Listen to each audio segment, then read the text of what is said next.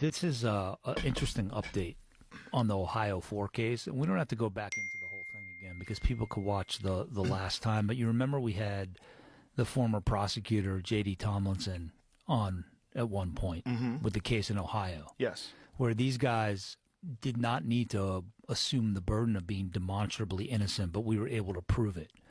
And, you know, J.D. Tomlinson agreed to vacate their convictions. And then when he left office, you know, a few weeks later, the incoming, their equivalent of the district attorney overturned it, right? Since coming on this show, J.D. Tomlinson has been under attack for a previous exoneration that he granted by this same sitting Lorain County prosecutor who just filed a 300-page brief saying that he committed fraud on the court and all kinds of nonsense over a crime that never happened.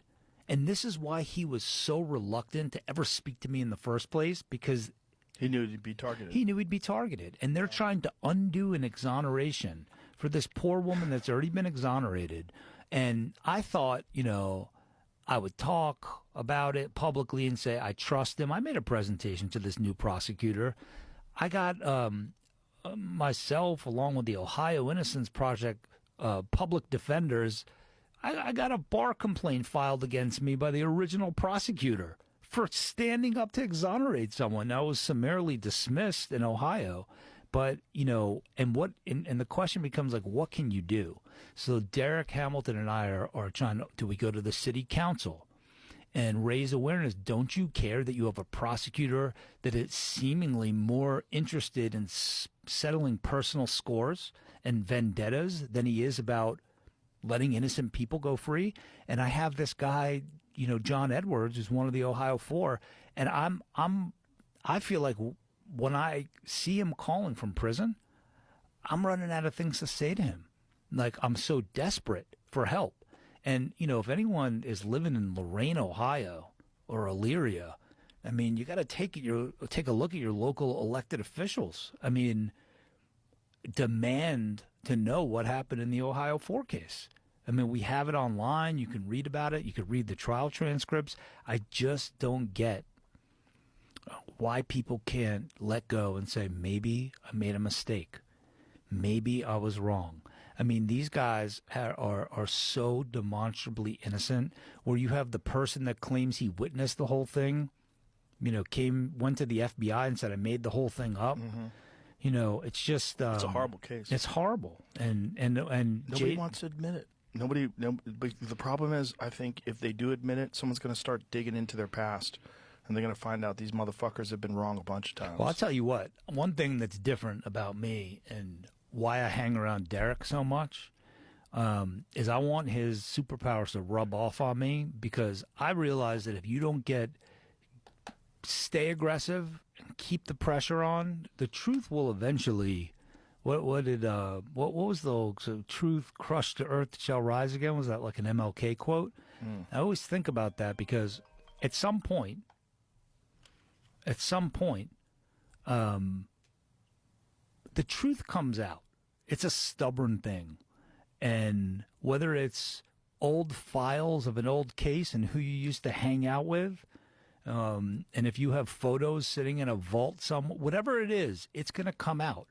And it just seems like you're doing so much more damage to hold on to these old beliefs and because one thing is for sure, I'm stubborn, and I'm growing more stubborn as time goes by. You have to have the resolve and the wherewithal that every time you get a no and every time you get rejected, you're like, all right, I see you. I'm going to get my beast on now and keep coming back. And I'm going to bring people with me, and we're going to make as much noise. One thing that people don't like is to have the light on them, and you know, we now have the ability to do that, not only through this platform, but you know, I was talking to someone before I came here today that works at the center, and I said, you can't be afraid to speak to the press. And I said, as long as, you know, you have some control over what you're saying.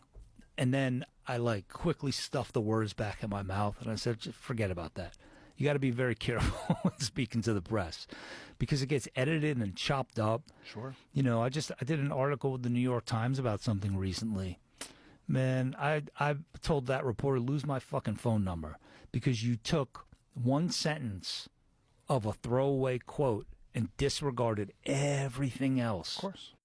Well, You know, and I think there's a lot of people that have a lot of power that will keep good from winning because it would somehow or another derail their life or their career because they have done something evil. but this is a sick trait that we possess as mammals, as humans. Whether you're a safety patrol, as a 4th or 5th grader, or a bouncer outside of a club, or a TSA agent, there's something about that authority, something about that power Sure. that people get drunk on. Oh, and yeah. they get it's almost like it courses through their veins to the point where they're like, oh, I like this. I'm going to exert this. And it's like, I just, I understand it, but I don't understand how at some point your conscience doesn't kick in and say, all right, devil on this shoulder, let's do the right thing. Because I always feel like bound by some sort of social contract, right? Did it ever feel good to harm someone? I don't know. Never did for me as a kid. No.